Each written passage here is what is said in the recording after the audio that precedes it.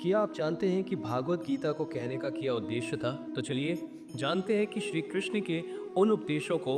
अगर आप इस चैनल पर आए हैं तो लाइक एंड सब्सक्राइब कर लें ताकि आपको आगे भी ऐसी ज्ञान भरी बातें जानने को मिले। श्री कृष्ण कहते हैं, हे अर्जुन, गीता कोई किताब नहीं, जीवन को समझाने वाला प्रकाश है। मैंने ये ज्ञान इसलिए दिया ताकि इंसान अंधेरे में भटकने के बजाय सही रास्ता पहचान सके। आज मैं तुम्हें बताता हूँ भगवत गीता को कहने का असली उद्देश्य क्या था। गीता का पहला उद्देश्य था मनुष्य को यह सिखाना कि कर्म करना उसका कर्तव्य है, फलों पर उसका अधिकार नहीं। जो काम करो पूरी निष्ठा से करो, लेकिन परिणाम की चिंता मत करो। यहीं से जीवन में शांति आती है। डर को मिटाना और साहस देना। युद्ध के मैदान में तुम्हारे हाथ कांप रहे थे और यही हालत हर उस इंसान की होती है जिसके सामने बड़ा फैसला खड़ा होता है। गीता इसलिए कही गई ताकि मनुष्य डर से आज़ाद होकर जी सके। डर सिर्फ मन का भ्रम है। जो इस भ्रम को पहचान लेता है वही सच्चा वीर है। मन पर नियंत्रण सिखाना। दुनिया को हराना आसान है, लेकिन अपने मन को हराना सबसे कठिन। गीता का उद्देश्य था मनुष्य को ये सिखाना कि अगर मन शांत नहीं है तो दुनिया का कोई सुख उसे सुख नहीं दे सकता। मन ही दोस्त है, मन ही दुश्मन। जन्म और मृत्यु का रहस्य समझाना। इंसान शरीर को ही सब कुछ मान लेता है, इसीलिए मृत्यु से डरता है। गीता का उद्देश्य ये भी था ये बताना कि आत्मा कभी मरती नहीं, शरीर कपड़ों की तरह बदलता है, आत्मा अमर है। जब ये सत्य समझ आता है तो इंसान का हर दुख हल्का हो जाता है। धर्म का वास्तविक अर्थ बताना ही उद्देश्य है। श्री कृष्ण कहते हैं, ये केवल पूजा पाठ करने से कुछ नहीं होता। धर्म का असली अर्थ है सही काम करना, न्याय, सत्य और कर्तव्य का पालन करना होता है। गीता इसलिए कही गई ताकि हर मनुष्य जान सके कि उसका धर्म उसके कर्मों में रहता है, उसकी नीयत में रहता है। कठिन समय हर किसी के जीवन में आता है। समस्या से भागना आसान है, लेकिन समाधान की ओर कदम बढ़ाना ही वास्तविक शक्ति है। इंसान समझ सक जब समय कठिन हो तब डटना ही जीवन का नियम है। इंसान हर चीज से चिपक कर जीता है, रिश्तों से, धन से, सम्मान से, और जब ये टूटते हैं तो वो भी टूट जाता है। मनुष्य को ये समझाना कि अत्यधिक लगाव ही दुख की जड़ है। प्यार करो लेकिन बंधन मत बनो। कर्तव्य निभाओ पर फल का बोझ मत उठाओ। मनुष्य बाहरी दुनिया में इतना खो गया है कि वो अपने अंदर के प्रकाश को भूल गया है। ध्यान, योग और आत्मज्ञान के माध्यम से उसे अपने अंदर की शक्ति पहचानना सिखाना होगा। जीवन का अंतिम लक्ष्य सिर्फ सफलता नहीं, आत्मा की उन्नति है। पूरी मानव जाति को संदेश देने का उद्देश्य यही टंकी वो अपना लक्ष्य को जान सके ताकि अपने आप को भी पहचान सके। गीता किसी एक युग, किसी एक राजा या किसी एक युद्ध के लिए नहीं कही गई। ये उन सभी के लिए है जो अपने जीवन में संघर्षों का सामना कर रहे हैं, चाहे बाहर का युद्ध हो या भीतर का। और याद रखना, ये शिक्षा केवल युद्ध के मैदान तक सीमित नहीं। ये खेत, घर, मंदिर, बाजार, जहाँ कहीं भी जीवन चलता है वहाँ लागू होती है। यही गीता का उद्देश्य है। जीवन को समझना, मन को जीतना, कर्म को पवित्र करना और आत्मा को मुक्त करना। अब उठो, अपने कर्तव्य में लीन हो जाओ, पर अपने भीतर इस ज्ञान को बचाए रखना। तुम्हारे हर श्वास में, तुम्हारे हर कर्म में और तुम्हारे हर निर्णय में।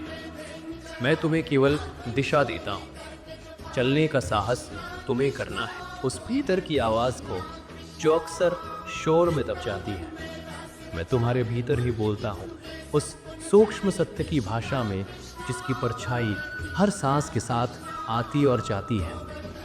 आज मैं तुम्हें कुछ बताना चाहता हूँ, वे बातें जो जीवन के अंधेरों में दीपक जलाती हैं, वे उद्देश्य जो सिर्फ समझाने के लिए नहीं बल्कि जीने के लिए दिए गए हैं। मैं तुम्हें बताता हूँ कि प्रत्येक सांस का अर्थ क्या हो सकता है, न कि बाहरी सफलता से परिभाषित, बल्कि उस गहरे अनछुए सुख से जिसे देखकर भी आंसू आ जाए।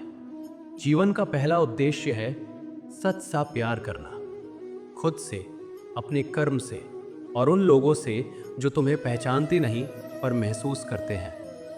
प्यार ऐसा ना हो जो मांग करे, पर वो जो दे। प्यार ऐसा ना हो जो बांधे, पर वो जो खोल दे। जब तुम बिना शर्त प्रेम करना सीखते हो, तब संसार का सबसे कठिन पाठ भी सरल हो जाता है। भय का सामना करना। हर मन में एक छोटा सा बच्चा बैठा है जो डरता है गिरने से, हानि से, अस्वीकृति से। पर मैं तुम्हें कहता हूँ, भय को अपनाओ, उसे शत्रु मत समझो, क्योंकि भय ही तुम्हें सचमुच कुछ नया करने के लिए बोलता है। कर्तव्य की पवित्रता। केवल कर्तव्य नहीं, वो आत्मा की भाषा है। जब तुम अपने कर्म को पूजा समझकर करोगे, भले ही कोई देखे या ना देखे, तब तुम्हारा कर्म तुम्हारे लिए मोक्ष बन जाएगा। कर्म की निष्ठा वो दीपक है जो जीवन के अंधेरे को रोशन करती है। चौथा उद्देश्य, मन की शांति। शांति कोई स्थिति नहीं, ये अभ्यास है। हर दिन थोड़ी देर अपने आप से मिलो, उस भीतर की नदी को देखो जो शांत भी है और गहरी भी। शांत मन तुम्हें सही और गलत में फर्क दिखाता है। वो तुम्हें वो शक्ति देता है जिससे तूफान भी अदृश्य लगने लगते हैं। पांचवा उद्देश्य, विनम्रता। विनम्रता का अर्थ कमजोरी नहीं, ये समझ है कि हम सब एक बड़े ताने बाने। छठा उद्देश्य, क्षमा। क्षमा देना सबका धर्म है और खुद को भी क्षमा करना सबसे बड़ा उपकार। हर गलती तुम्हें छोटा नहीं करती, वो तुम्हें इंसान बनाती है। क्षमा से मन हल्का होता है और रास्ते खुलते हैं। सातवां उद्देश्य, सत्य की खोज। सच हमेशा सरल नहीं होता, पर उसकी शुद्धता कभी नहीं डगमगाती। सत्य का पीछा तुम्हें उस आत्मिक मंडप तक ले जाता है जहां आत्मज्ञान जिंदा होता है। आठवां उद्देश्य, ध्यान और धारण। थोड़ा मौन, थोड़ा अंदर की सुनवाई, तभी जीवन की ध्वनियाँ साफ सुनाई देती हैं। ध्यान तुम्हें अपने कर्मों में स्पर्श देता है, वो तुम्हें सही समय पर सही कदम उठाने की चाबियाँ देता है। नवा उद्देश्य, संतोष। संतोष का अर्थ हर चीज़ को स्वीकार करना नहीं, बल्कि हर चीज़ की कद्र करना है। जब तुम संतोष सीखते हो तो तुम्हें दुनिया की लालसाएं कम दिखती हैं और असली सुख गहरा हो जाता है। 10वां उद्देश्य, सेवा की भावना। सेवा में शक्ति है और सेवा से मन की उन्नति होती है। दूसरों की भलाई में लीन होने से तुम्हारी आत्मा को अन्न मिलता है। यही परम आनंद का रास्ता है। प्यार में स्वतंत्रता देना और समर्थन देना। किसी को बांध कर रखना प्रेम नहीं, उसे उड़ने देना प्यार है। और फिर जब वो लौट कर आए तो उसका स्वागत करना प्रेम की असली परीक्षा है। श्री कृष्ण कहते हैं, हे अर्जुन और हे मानव, जो जन्म लिया है इस पृथ्वी पर, उसे 2 चीज़ें ज़रूर सीखनी चाहिए, सही जीवन जीना और सही दिशा में पढ़ना। 10वां सीख, अपने कर्तव्य पर अडिग रहो। इंसान दुख में इसलिए टूटता है क्योंकि वो अपने कर्तव्य को भूल जाता है। जब मन डगमगाता है, जब लोग साथ नहीं देते, तब भी तुम्हारा धर्म वही है जिसे करने के लिए तुम पैदा हुए हो। 11वां सीख, मन को जीतना सबसे बड़ा युद्ध है। अर्जुन, दुनिया का कोई युद्ध इतना कठिन नहीं जितना अपने मन के विरुद्ध लड़ा गया युद्ध।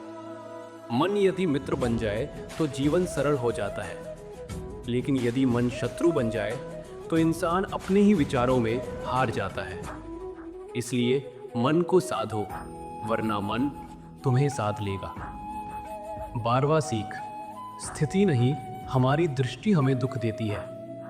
दुनिया तुम्हें दुख नहीं देती, तुम्हारी अपेक्षाएं तुम्हें दुख देती है। दूसरों के व्यवहार पर नियंत्रण तुम्हारे हाथ में नहीं, पर अपनी दृष्टि बदलना तुम्हारे हाथ में है। जो स्थिति को स्वीकार कर लेता है वो स्थिति से ऊपर उठ जाता है। शांति तब आती है जब इंसान अपने कर्तव्य, अपने कर्म और अपनी आत्मा को समझ लेता है। गीता का अंतिम उद्देश्य था मनुष्य को भीतर से शांत, स्थिर और निर्भय बनाना।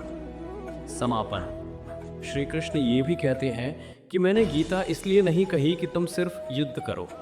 मैंने गीता इसलिए कही ताकि हर मनुष्य जान सके जीवन का सत्य क्या है, कर्तव्य क्या है, साहस कैसे जगता है, त्याग क्या है और मुक्ति क्या है।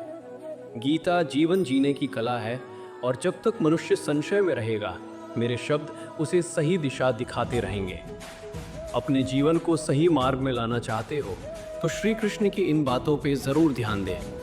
फिर मिलेंगे नेक्स्ट वीडियो में। श्री राधे राधे।